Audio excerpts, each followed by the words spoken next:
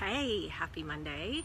I wanted to share all of the projects that I did this weekend, and so I am going to give you a little tour and show you everything. Here we go. So first off is my front porch.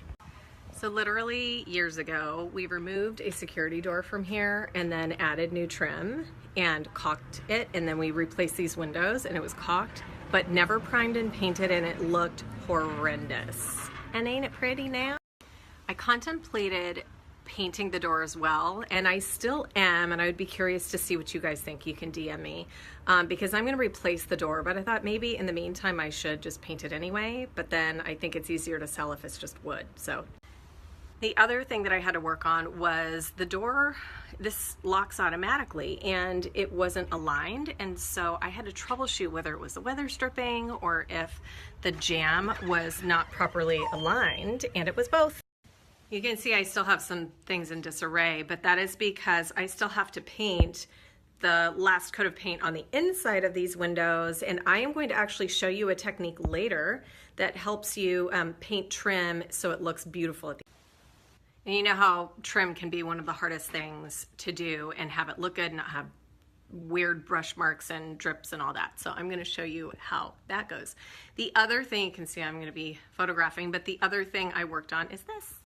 If you have been following along, you know that this living room has gone through a bit of transformation, but I just added the second half of that and the last panel, and yay, pretty brown rattan blinds instead of those ugly white ones.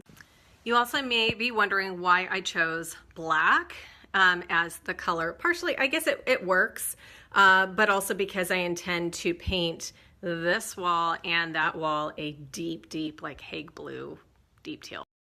So here's a quick hack for you. To me, it's a little distracting seeing the black hanging down in between. So I keep everything, and you know, IKEA has the little covers that slide on over the bracket. I have extras.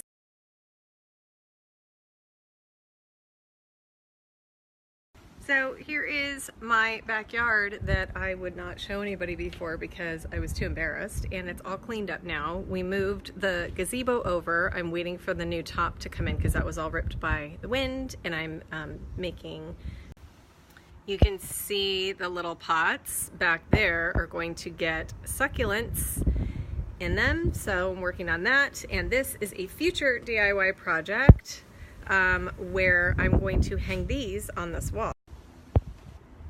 These pallets are going to become a wall garden, and I will hang, you know, planter boxes and have lettuce and herbs and fun stuff like that. These are all for sale if you're local.